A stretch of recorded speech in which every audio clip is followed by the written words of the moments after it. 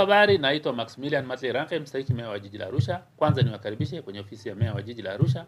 Lakini leo kwa moyo mkunjufu na furaha ya dhati kabisa ninapenda kuwaambia wananchi wote wa halmashauri yetu ya jiji la Arusha kwamba ndani ya mwezi moja halmashauri yetu imeweza kusaini mikataba ya miradi ya ujenzi yenye thamani ya zaidi ya shilingi bilioni 40.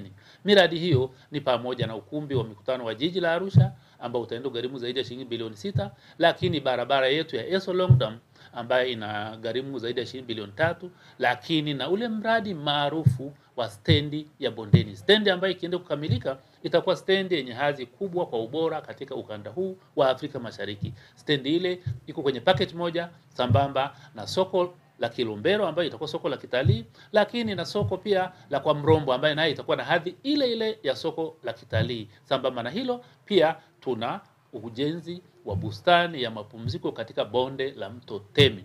Miradi hiyo yote kwa pamoja ambayo ilisainiwa, na mradi wa mwisho wa stendi ulishuhudiwa na Mheshimiwa Mohamed Omar Mchengerwa pamoja na mkuu wetu wa mkoa Mheshimiwa Paul Christian Makonda, ambayo ilisainiwa tarehe 2.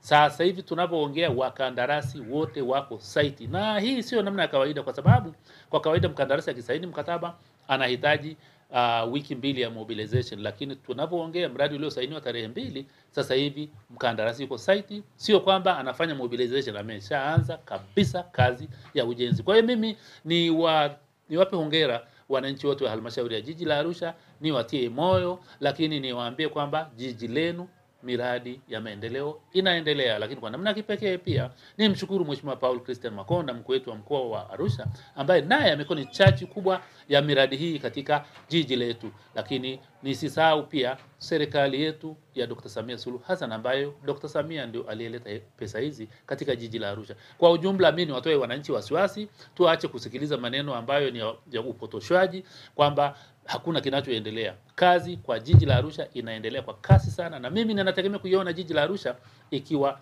jiji litakalokuwa na miradi mikubwa ya maendeleo. Nimesema tu hii miradi michache ya jiji, lakini tusisahau kazi kwenye uwanja wa Afcon, uwanja wa Samia Suluhu Hassan inaendelea. Tusisahau pia mkataba uliosainiwa kwa ajili ya jengo la mikutano ya kimataifa ya Kilimanjaro International Conference Center, naye mkandarasi anaendelea na maandalizi ya miradi. Kwa hiyo kwa ujumla kazi katika jiji letu linaendelea, na mimi niseme Dr. Samia mitano tena. Sina uhakika sana mbunge anatoa takwimu hizi wapi, kwa sababu yeye ni mjumbe wa baraza la madiwani, anatakiwa haya mambo ayalete kwenye baraza letu. Lakini kama mtakumbuka waandishi wa habari, mbunge alitoa upotoshaji mkubwa bungeni, lakini baada ya pale